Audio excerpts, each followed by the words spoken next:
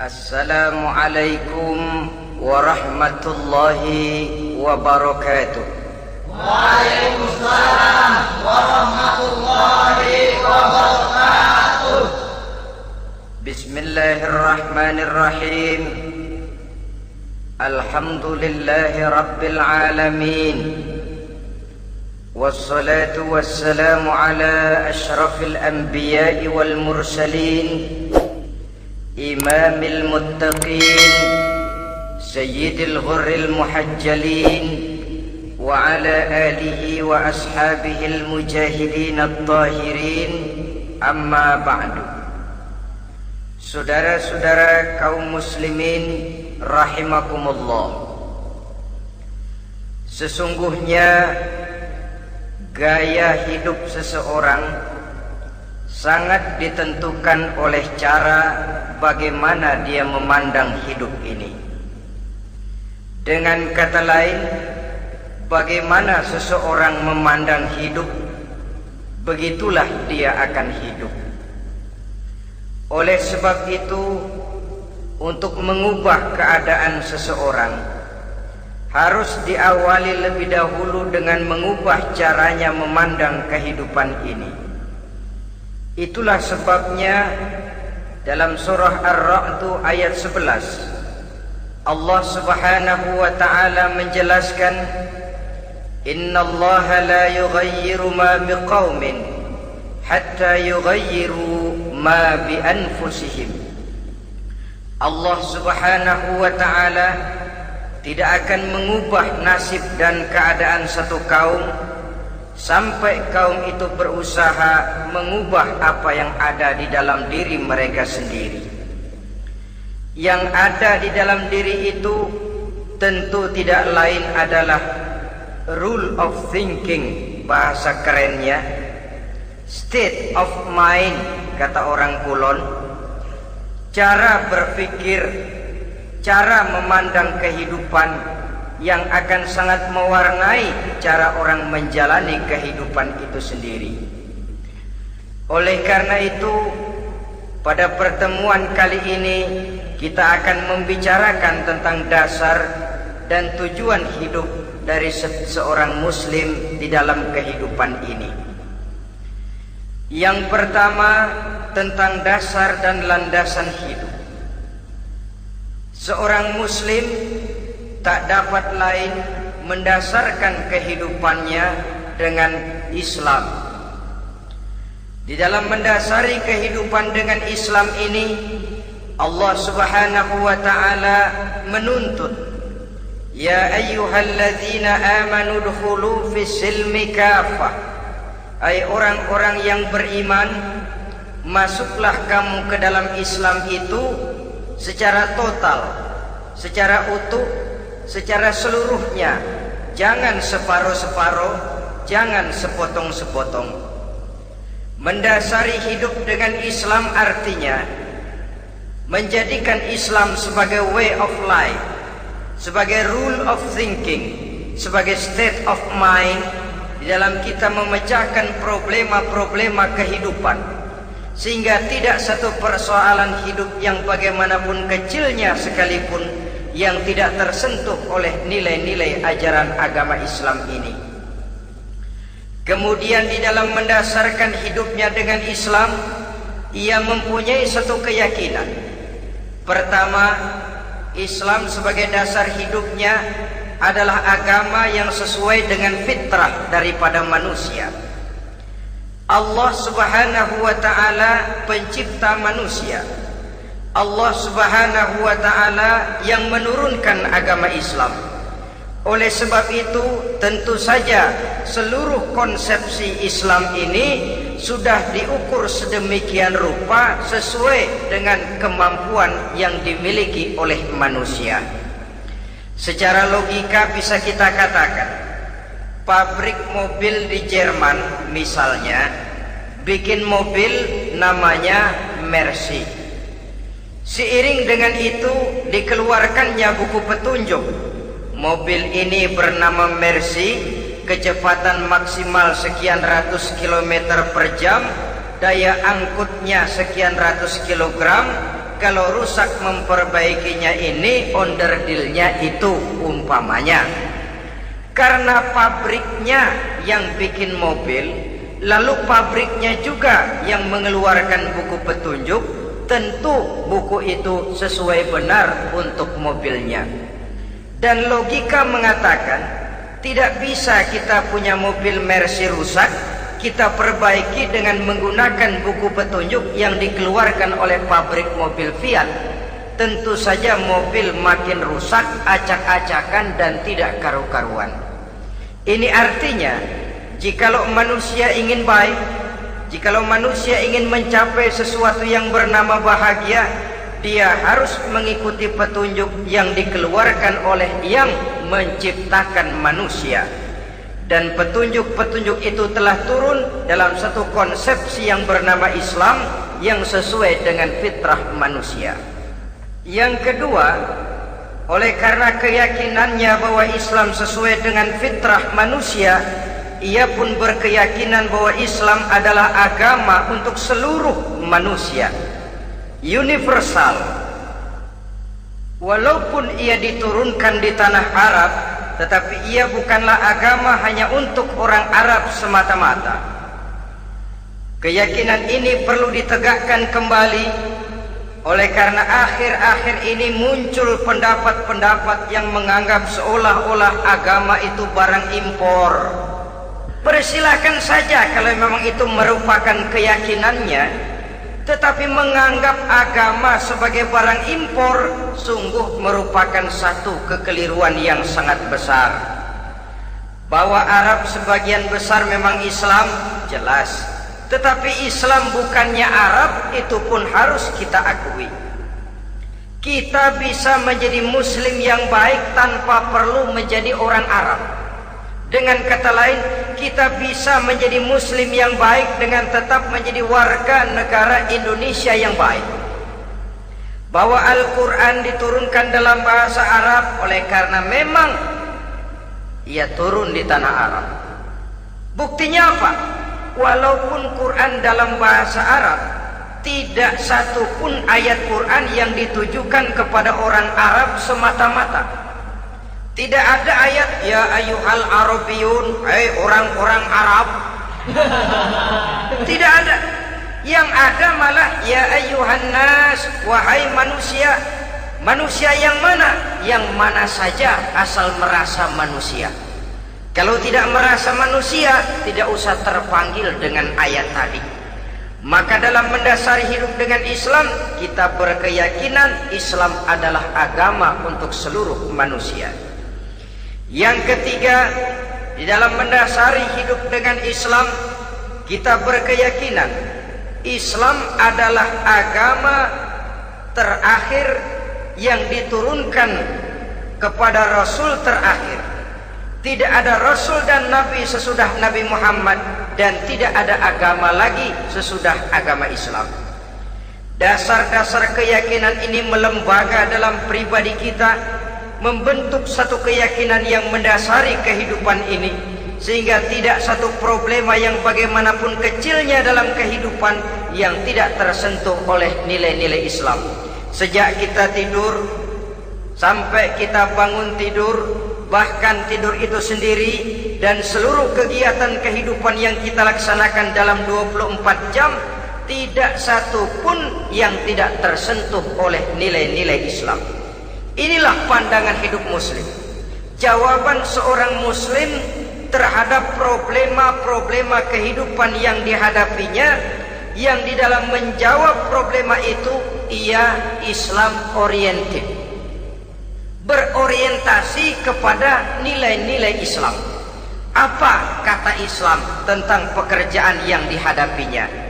Halal kata Islam, halalah dia katakan. Haram kata Islam, haram dia katakan. Islam oriented. Barometer dalam perbuatannya tidak lain daripada nilai-nilai Islam itu sendiri. Dan kemudian di dalam mendasari kehidupan dengan Islam, ia berkeyakinan Islam adalah satu-satunya agama yang benar.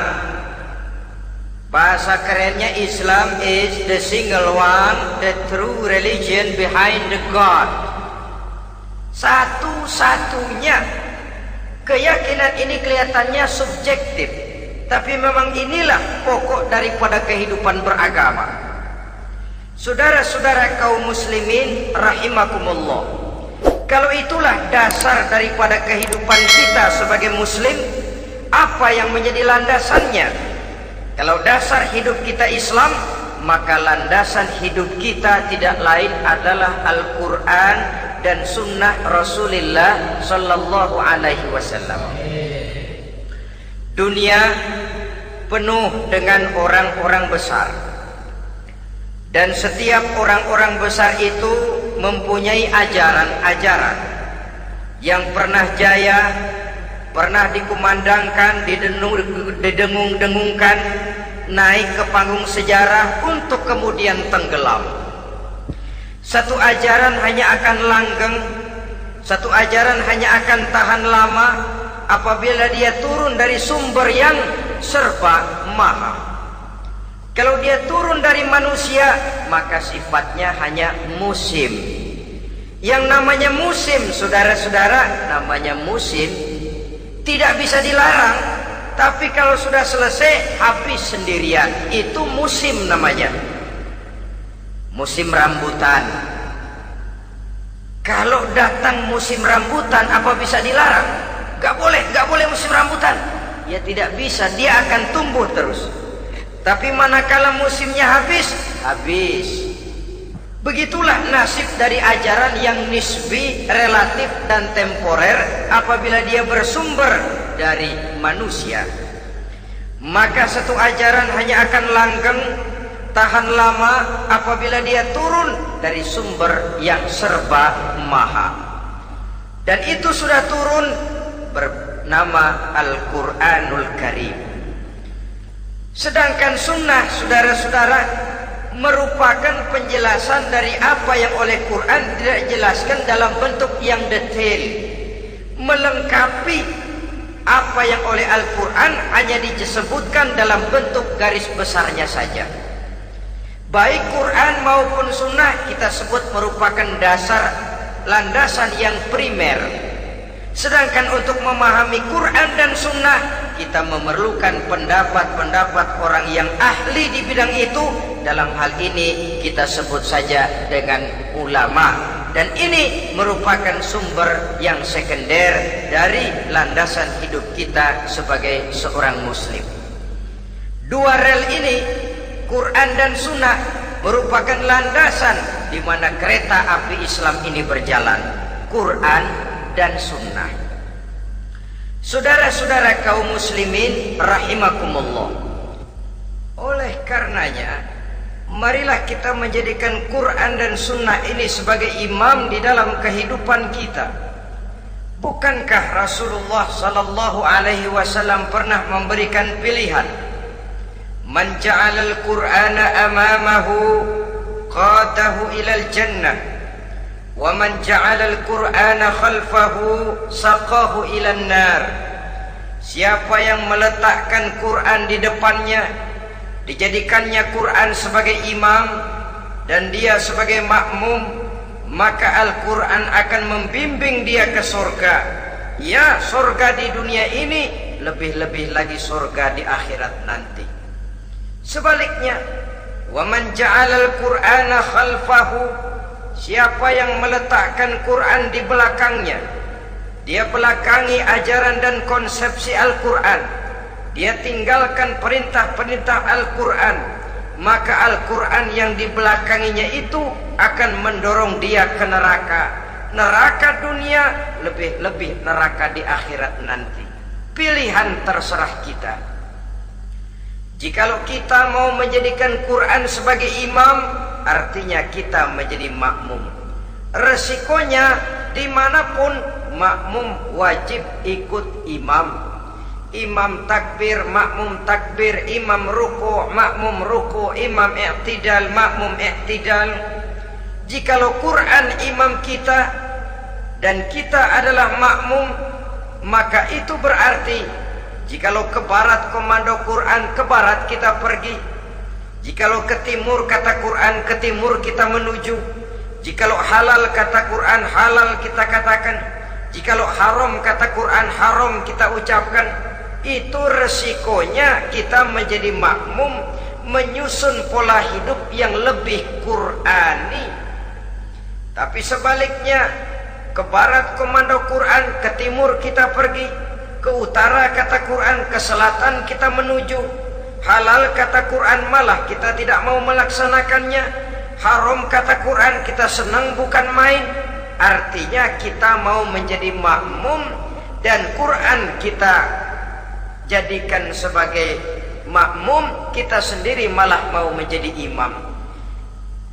Kita paksa konsepsi Al-Quran itu supaya sesuai dengan naluri kemanusiaan kita, mengotak-atik hukum, menghalalkan yang haram, mengharamkan yang halal.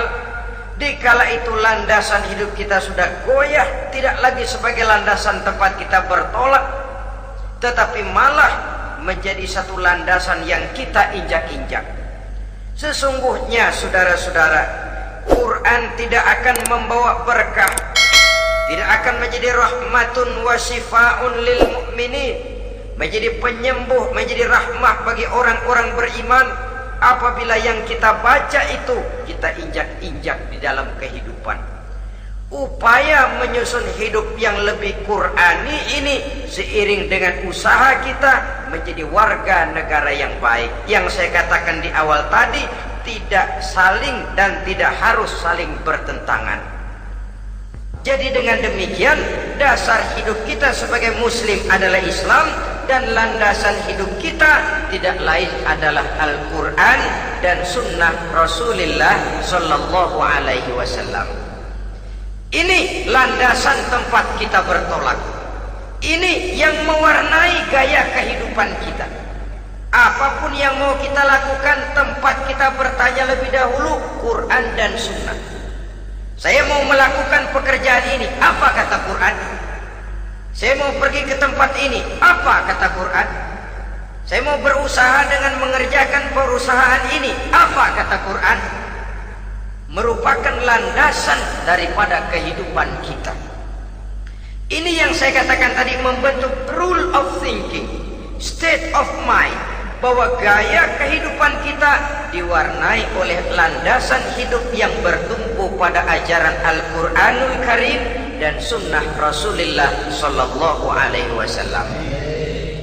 Baiklah ya, ini yang pertama tentang dasar dan landasan hidup. Yang kedua tentang tujuan hidup. Kalau sudah ada landasan tempat kita bertolak, lalu kemana pantai yang akan kita tuju? Mau apa sih kita hidup ini? Berleha-leha, menjalani acara rutin, bangun tidur sampai tidur lagi, kemudian besok begitu lagi, sampai menunggu datangnya sang ajal? Atau ada satu tujuan yang akan kita capai di dalam kehidupan ini? Apabila kita teliti, maka Al-Quran mengajarkan tujuan hidup setiap muslim pada dasarnya ada dua. Pertama, kita sebut saja tujuan jangka pendek. Tujuan jangka pendek itu sasarannya dunia sekarang ini. Bentuknya horizontal. Targetnya agar setiap pribadi muslim menjadi rahmatan lil alamin, rahmah bagi lingkungannya. Inilah yang oleh agama dinamakan hablum minan nas, yang isinya adalah ilmu dan peradaban. Jadi dunia dan seluruh isinya merupakan tujuan jangka pendek saja.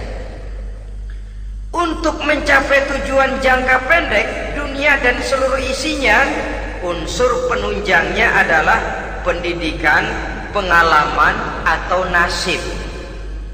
Makin tinggi pendidikan, makin mudah menjangkau hidup. Makin banyak pengalaman, makin mudah menguasai dunia. Atau karena faktor nasib, pendidikannya tidak seberapa, pengalaman pun kadang-kadang dangkal, tapi karena nasibnya lagi hoki, kata orang sekarang, nasibnya lagi bagus, dia naik ke panggung memegang peranan. Faktor yang namanya nasib ini ada, tapi tidak bisa dijadikan sandaran untuk menjangkau dunia dan seluruh isinya. Unsur penunjangnya, pertama pendidikan, yang kedua pengalaman, yang ketiga faktor nasib. Oleh karena itu, apabila kita ingin mudah mencapai dunia, yang pertama harus kita laksanakan bagaimana menempuh satu pendidikan. Di zaman sekarang orang terangsang untuk hidup dalam pola yang oleh orang-orang priangan disebut hardolin. Saudara tahu hardolin? Itu potongan dari dahar modal ulin. Filsafat hidup yang pakaian mau bagus, makan mau enak, kerja nggak mau. Akhirnya jadilah dia penghayal kelas berat, tukang-tukang ngelamun kelas tinggi. Tiap hari kegiatannya ya cuma tidak terlepas dari tiga kriteria itu. Hardolin. Pokoknya kalau sudah dahar modal ulin, besok ya begitu lagi. Pola dari dimana orang pakaian mau bagus, makan mau senang, duit mau punya, kerja tidak mau. Kadang-kadang mau kerja tapi tidak tahu apa yang harus dikerjakan, ditambah oleh sempitnya lapangan pekerjaan. Tidak tahu apa yang harus dikerjakan, dilatar belakangi oleh tidak adanya pendidikan yang dia terima, sehingga mau kerja apa lalu bingung. Oleh karena itu, terutama buat adik-adik remaja, para pemuda, saya berpesan untuk menjangkau dunia, yang pertama harus kita jalani bagaimana membina diri, mendidik. Taruh kata drop out, putus sekolah, tapi drop out bukan halangan bagi tumbuhnya cita-cita yang mulia. Bahkan ada orang bilang many a great man starts as a newspaper boy. Banyak orang-orang besar yang memulai pekerjaannya dagang koran. Putus sekolah bukan merupakan halangan bagi tumbuhnya cita-cita yang mulia. Dan tidak sedikit orang-orang besar yang tidak keluaran perguruan tinggi. Tidak sedikit orang-orang besar yang tidak merupakan produk dari perguruan tinggi tertentu, tapi kerajinannya belajar, banyak membaca, banyak bergaul, autodidak. Syukur kalau masih bisa menempuh pendidikan yang formal. Kekurangan ekonomi, kemiskinan keluarga jangan menjadi penghalang bagi tumbuhnya cita-cita yang tinggi untuk menempuh karier pendidikan yang baik. Ini memang pahit, tapi bagaimanapun kata orang, lebih baik makan singkong beneran daripada makan roti ngimpi. Artinya jikalau memang perlu, lebih baik sekolah sambil dagang koran, nyemir sepatu, parkir mobil, daripada hardolin itu tadi. Tanpa prospek hari depan yang ada artinya.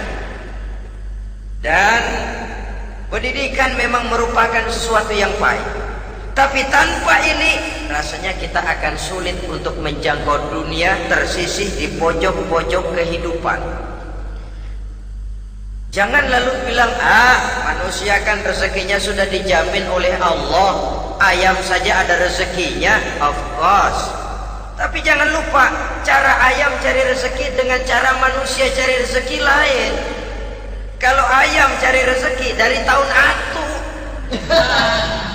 modalnya cuma ceker sama patok. Kalau ayam mah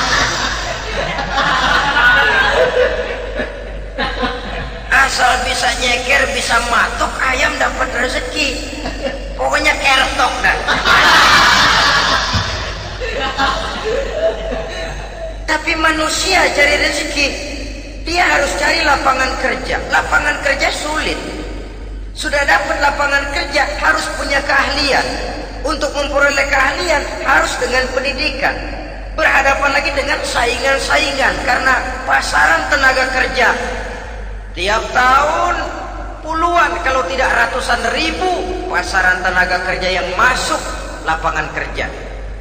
Ini kenyataan. Semakin ke depan, oleh tingginya tensi ekonomi, oleh persaingan hidup yang makin tajam, oleh makin menggejalanya pola pikir industrialis yang membuat manusia individu, nilai-nilai semacam ini akan terasa makin berat. Oleh karenanya, tanpa pendidikan sulit untuk menjangkau dunia. Yang kedua, pengalaman, tenaga expert. Sehingga orang mengatakan experience is the best teacher. Pengalaman adalah guru yang paling bijaksana. Dengan pengalaman kita makin dewasa. Dan orang sering mengatakan kegagalan hakikatnya adalah keberhasilan yang tertunda. Jangan takut gagal, kalau itu akan mengantarkan kita kepada pola hidup yang lebih dewasa, lebih tegar, lebih sanggup menghadapi kesulitan-kesulitan. Dan faktor yang ketiga, nasib. Kadang-kadang orang pendidikannya tidak ada, kadang-kadang pengalamannya tidak seberapa, tapi karena nasib, engkongnya misalnya jadi komandan Hansip, dia naik jadi anggota Hansip. Itu karena faktor nasib saja. Yang ketiga ini ada, tapi tidak bisa dijadikan sandaran dalam arti bahwa kita lalu mengandalkan nasib. Lo nanti udah gede mau jadi apa? Gua sih gimana nasib aja dah. Jadi orang syukur, jadi gembel nasib. Tidak bisa kita menghadapi hidup dalam satu alur spekulasi. Tidak bisa kita menjalani skenario kehidupan ini dengan bersikap untung-untungan. Karena kehidupan walaupun tidak bisa dipastikan, paling kurang bisa dirancang, bisa direncanakan, bisa ditargetkan, bisa dianalisa kemungkinan-kemungkinannya. Walaupun tidak bisa dipastikan, tapi bisa diperhitungkan. Sebagai manusia yang terikat oleh causality, oleh hukum sebab akibat, sewajarnya kita memperhitungkan kemungkinan-kemungkinan itu. Kira-kira 5, 10, 15 tahun yang akan datang, sejauh mana kesulitan-kesulitan dalam kehidupan ini, sejauh mana persaingan dalam hidup, sejauh mana tenaga kerja dibutuhkan, sejauh mana keahlian dan skill menunjang ke arah itu. Kalau tidak, kita akan tersisih di sudut-sudut kehidupan untuk lebih banyak jadi penonton daripada menjadi pemain. Padahal kita ingin jadi pemain, kita ingin aktif, kita ingin punya peranan karena kita oleh agama dituntut menjadi rahmatan lil alamin, menjadi rahmah bagi lingkungan di mana kita tinggal, mewarnai lingkungan, bukan cuma diwarnai oleh lingkungan itu sendiri. Itu tadi tujuan jangka pendek sebagai tujuan yang pertama. Yang kedua, tujuan jangka panjang. Tujuan jangka panjang ini sasarannya adalah akhirat. Bentuknya vertikal, targetnya adalah mardhatillah atau ridho daripada Allah. Dan ini yang oleh agama dinamakan dengan hablum minallah, tali vertikal yang menghubungkan manusia langsung dengan Tuhannya. Untuk mencapai tujuan jangka panjang akhirat ini, unsur penunjangnya adalah prestasi ibadah. Kalau untuk tujuan jangka pendek, dunia dan seluruh isinya, pendidikan, pengalaman, dan nasib memegang peranan yang sangat penting, maka untuk akhirat, pendidikan, pengalaman, nasib tidak punya pengaruh banyak. Unsur penunjangnya adalah prestasi ibadah. Bagaimanapun tinggi pendidikan, bagaimanapun banyak pengalaman, tanpa prestasi ibadah, nol besar kita dalam pandangan Allah Subhanahu wa ta'ala.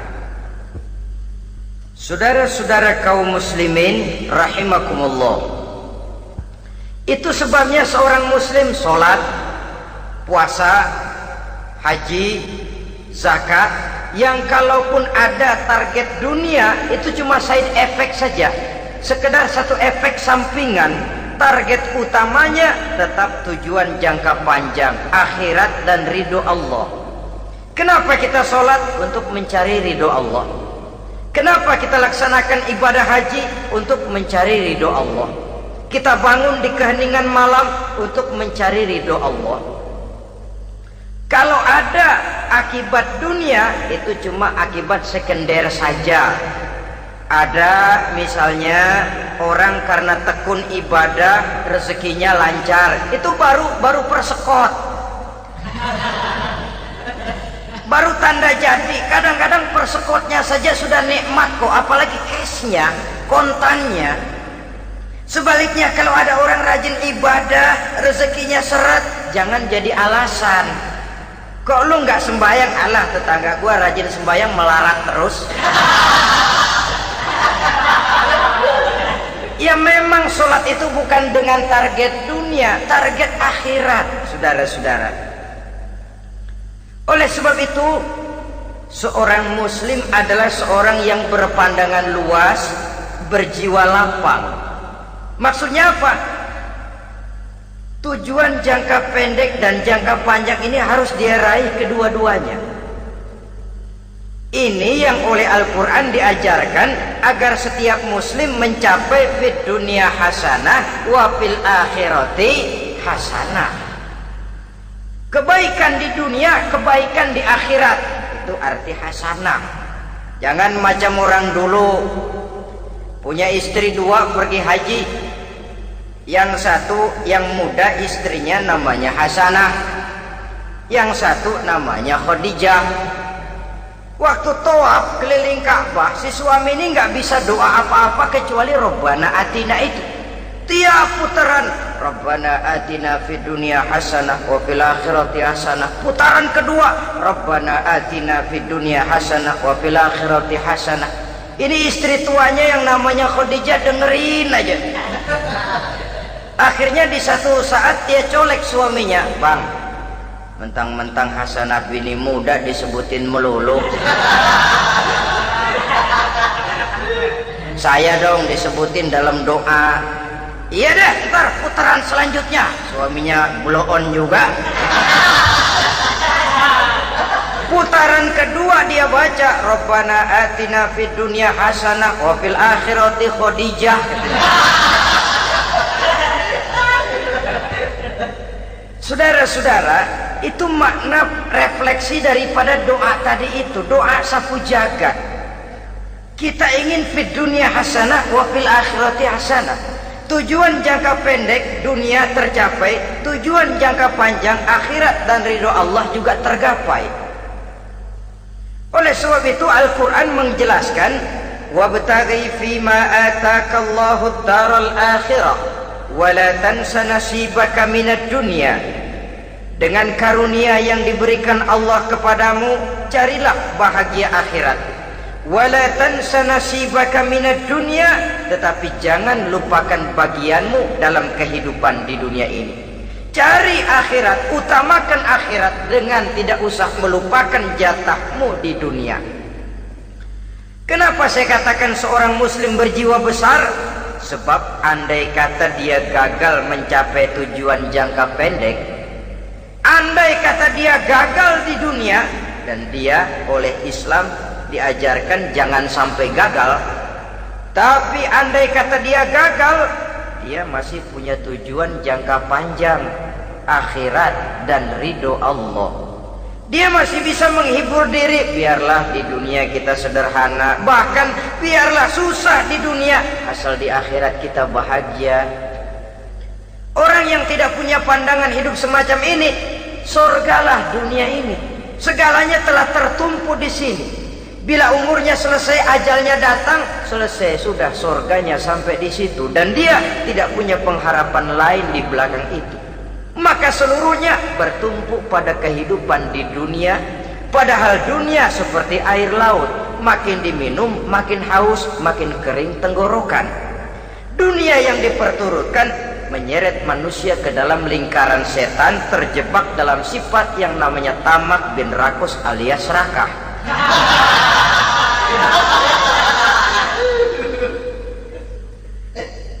Andai kata dia gagal untuk tujuan jangka pendek, dia masih punya tujuan jangka panjang, akhirat. dia masih sanggup berkata, biar di dunia kita sederhana, bahkan biar kebelangsak sengsara susah di dunia, asal di akhirat kita bisa bahagia.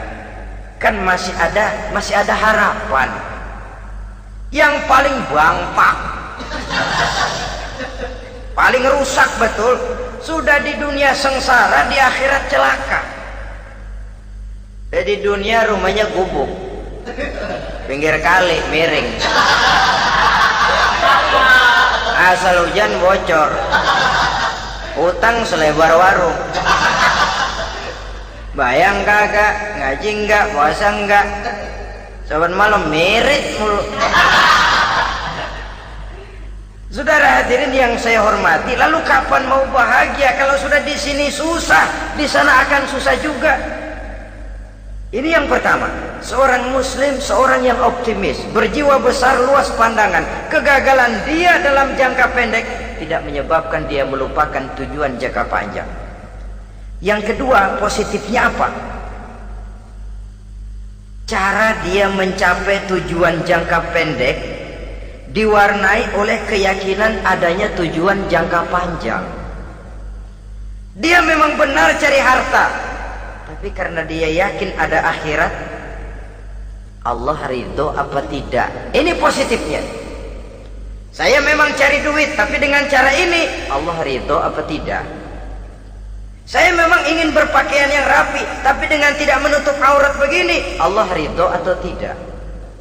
Saya memang bergaul menghormati teman, tapi terjebak dalam minuman keras karena menghormati teman, Allah ridho apa tidak. Ini orang yang punya tujuan jangka panjang. Segalanya diberikan bingkai dengan pertanyaan, Allah ridho atau tidak. Keyakinannya terhadap tujuan jangka panjang mewarnai gaya hidupnya di dunia ini, mencapai tujuan jangka pendek tadi. Mau minum, Allah ridho apa enggak ini? Mau makan, yang saya makan Allah ridho apa enggak ini? Pendeknya apapun yang mau dia kerjakan, karena dia punya keyakinan tujuan jangka panjang, dia selalu menimbang terhadap ridho Allah tadi. Jadi tanpa prestasi ibadah, kita nol besar dalam pandangan Allah. Ini nilai manusia yang hakiki di sini. Ini makna inna akramakum indallahi atqakum. Di akhirat nanti kan tidak pernah akan disidang, kamu pendidikan setinggi apa? Tidak. Gelarmu berapa renteng? Profesor, doktor? Tidak. Akhirat hanya menyidang kau sholat atau tidak, kau puasa atau tidak, kau zakat atau tidak. Diberikan kamu harta yang banyak, dari mana kau dapat, kemana kau belanjakan. Prestasi ibadah itu yang ditanya. Setinggi apa pendidikan, sebanyak apa pengalaman, no problem, tidak jadi masalah di akhirat itu. Prestasi ibadah itu yang akan kita persembahkan di hadapan Allah. Itu makna inna akramakum indallahi atqakum. Kerbau dinilai dari dagingnya, makin gemuk makin mahal harganya. Tapi ada perkutut lebih mahal dari kerbau. Perkutut itu mahalan mentahnya loh daripada matangnya. Karena harga perkutut pada suaranya. Lalu di mana harga manusia yang paling gemuk? Tidak. Suaranya, oh kalau manusia dinilai dari suaranya, barangkali Madonna nomor awal masuk surga. Hanyalah dengan prestasi ibadah kita bisa mencapai tujuan jangka panjang akhirat dan ridho Allah. Nah baiklah ya, kalau sudah jelas bahwa kita punya dua tujuan jangka hidup, jangka pendek dan jangka panjang, bagaimana Islam mengajarkan kita meraih dua ini? Pada prinsipnya Islam mengajarkan sistem keseimbangan. Dalam berbagai aspek kehidupan, keseimbangan ini nampak dengan nyata diajarkan oleh agama kita. Seperti ayat yang saya bacakan tadi.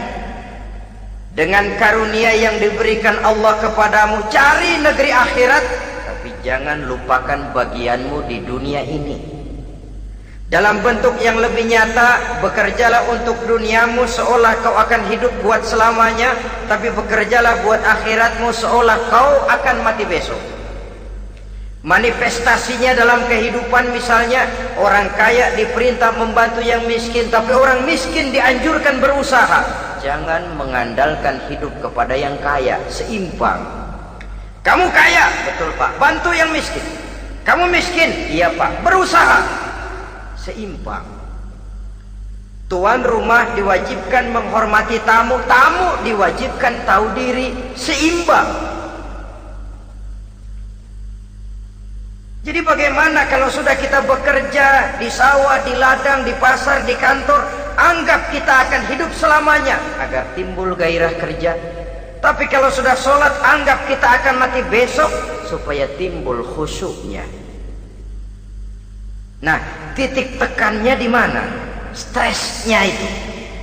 Walaupun Islam mengajarkan sistem keseimbangan, tapi Al-Quran tetap menggarisbawahi walal akhiratu khairul laka minal, bahwa bagaimanapun seimbangnya, akhirat itu lebih utama daripada dunia. Bagaimana implementasinya?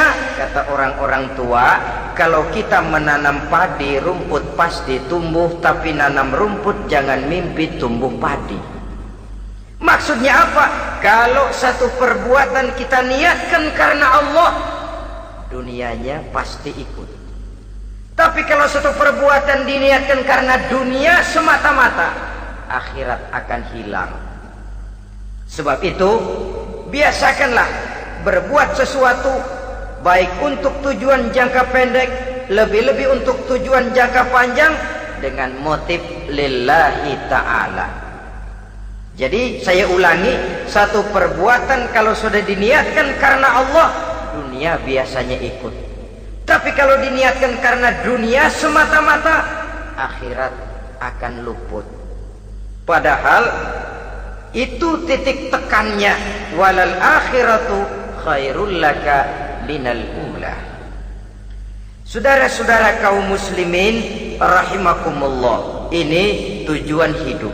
Jadi landasan tempat kita bertolak sudah jelas, pantai yang akan kita tuju dalam kehidupan ini juga sudah nyata. Kita ingin mencapai apa yang dinamakan fid dunya hasanah wa fil akhirati hasanah. Untuk itu perlu ada keseimbangan, tetapi titik tekannya tetap akhirat lebih utama daripada kehidupan dunia ini. Sekarang kalau sudah ada dasar hidup, sudah ada tujuan yang akan kita capai, tentu harus ada alat untuk mencapainya. Semuanya perlu sarana. Bahkan pada hakikatnya dalam kaidah usul fikih para ulama mengajarkan lil wasail hukmul maqasid. Sarana dan tujuan hukumnya sama. Ini mestinya mendidik umat Islam jadi pinter. Jangan cuma berpikir melaksanakan satu pekerjaan, tapi juga berpikir menciptakan sarana untuk terwujudnya pekerjaan itu. Misalnya umat Islam wajib pergi haji kalau mampu, kan begitu toh?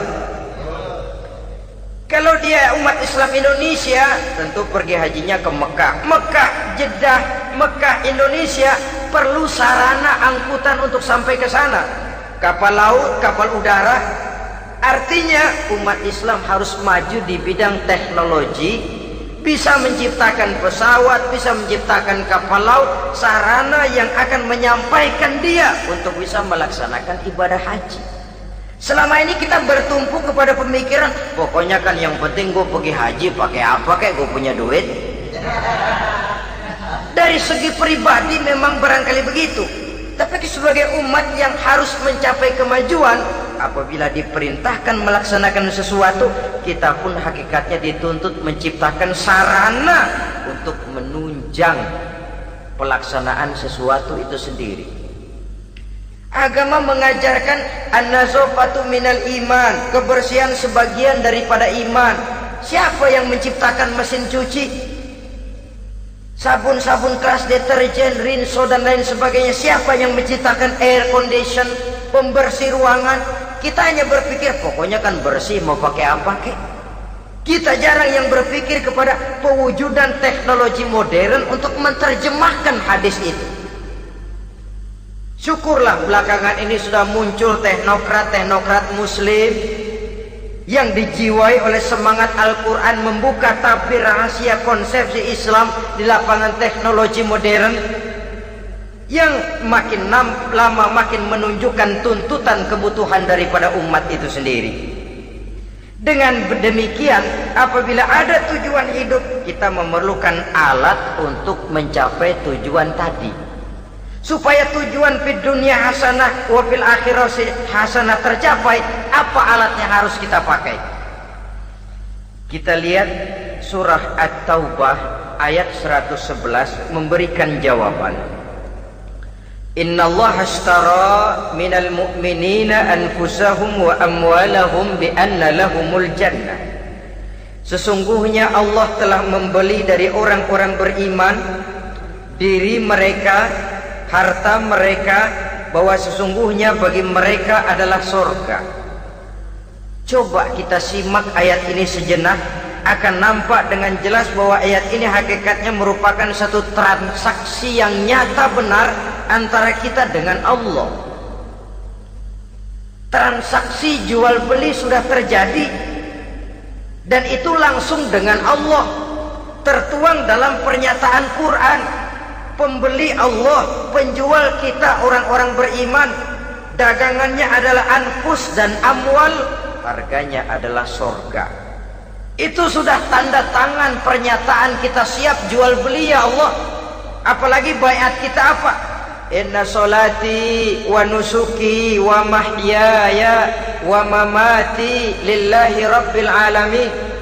Solatku, ibadahku, hidup dan matiku cuma untuk Allah Tuhan seluruh sekalian alam.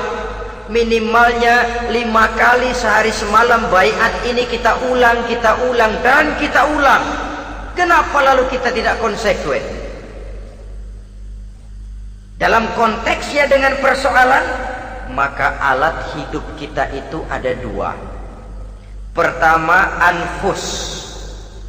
Ini bentuk mufrad dari jamaknya, bentuk jamak dari mufrad nafsun. Biasa diterjemahkan dengan diri. Yang dimaksud dengan diri adalah kepribadian. Yang dimaksud dengan kepribadian ialah kekayaan yang kita miliki dalam kepribadian kita. Artinya bisa tenaga, pikiran, konsep, gagasan, wewenang, ide, pangkat, jabatan, kemampuan, keahlian, skill, itu semuanya masuk ke dalam anfus, diri. Sedangkan amwal bentuk jamak dari mufrad malun, biasa diterjemahkan dengan harta. Pengertian di sini ialah seluruh bentuk-bentuk materi yang berada di bawah kekuasaan kita.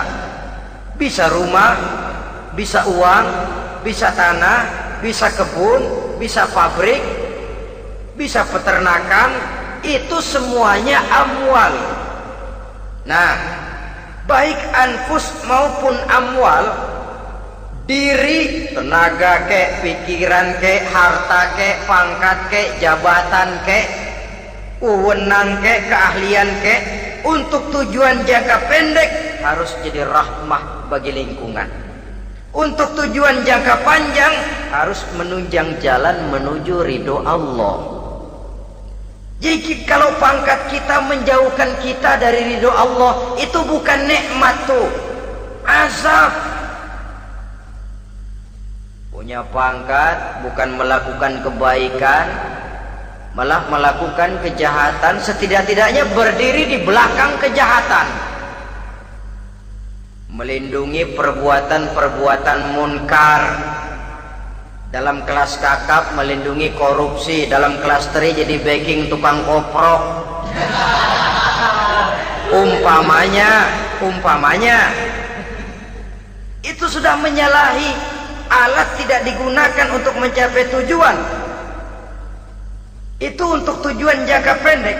Lalu amwal, harta, uang, tanah, rumah, kebun untuk tujuan jangka pendek harus menjadi rahmah bagi lingkungan.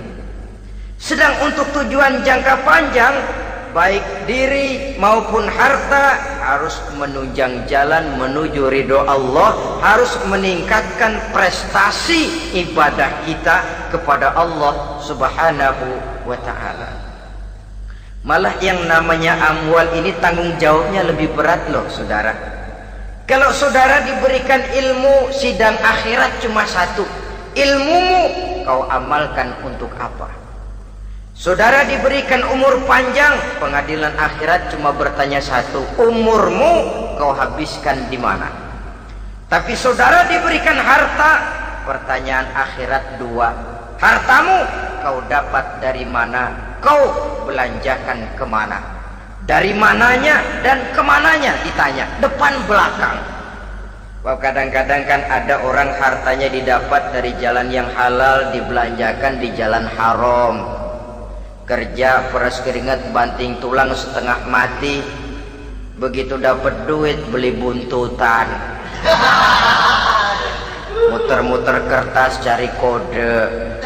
Didapat dari jalan halal, dibelanjakan di jalan haram. Atau didapat dari cara yang haram, dibelanjakan di jalan yang baik. Menang judi, nyumbang pesantren. Nabi mengajarkan innallaha thayyibun la yaqbalu illa thayyib. Allah itu baik dan hanya menerima yang baik-baik saja. Tidak bisa mencuci kain dengan air najis.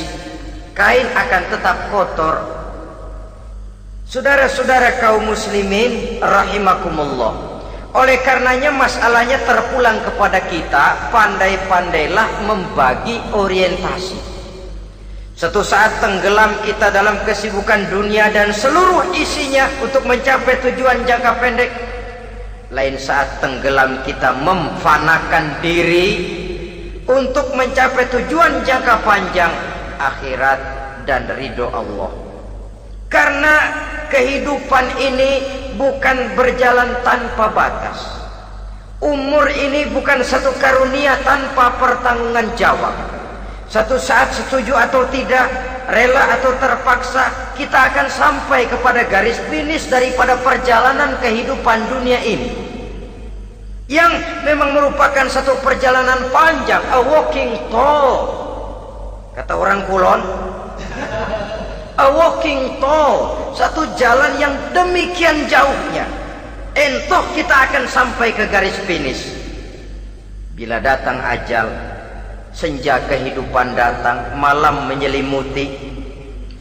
Datangnya tidak pernah kita sangka, tapi sekali dia datang, tidak satu kekuatan yang bisa menolak. Kehadirannya tidak pernah kita harapkan, tapi satu kali dia datang bertamu, pasti terjadi. Dan itu pasti akan kita temui. Alangkah malangnya pada saat kembali itu datang, kita tidak punya prestasi ibadah. Lalu apa artinya prestasi dunia? Apa artinya tujuan jangka pendek kalau kita harus kehilangan tujuan jangka panjang? Rumah kita yang besar, pangkat kita yang tinggi, harta kita yang banyak, bisakah menolong kita untuk kalau sudah kumpul di padang mahsyar nanti? Malaikat, jangan gebugin saya, rumah saya harga 2 miliar.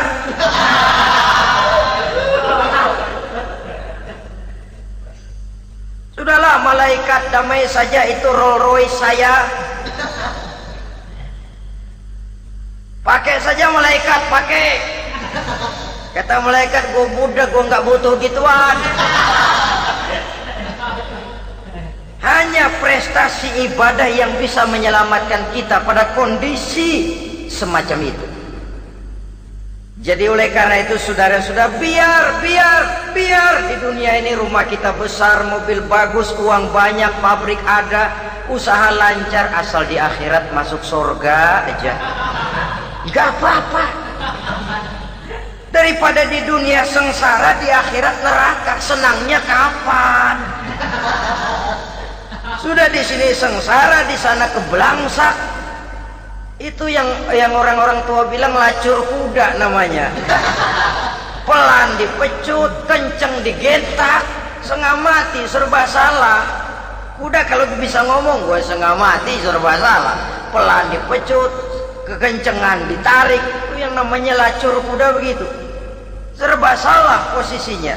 Untuk itu pandai-pandailah membagi orientasi supaya tercapai tujuan ideal ini, fid dunya hasanah wa fil akhirati hasanah. Ini tentang tujuan hidup. Nah, untuk mencapai tujuan ini kita tidak berjalan sendiri. Kita perlu teman hidup. Di samping teman hidup ada pula lawan hidup. Siapa teman hidup kita untuk mencapai tujuan hidup ini? Dalam arti sempit, teman hidup kita suami istri yang taat kepada Allah. Suami istri lebih dari sekedar satu pasangan, juga saling melengkapi, merupakan bagian daripada kehidupan. Suami adalah teman istri, istri adalah teman suami untuk mencapai tujuan hidup tadi, mencapai fid dunya hasanah wa fil akhirati hasanah.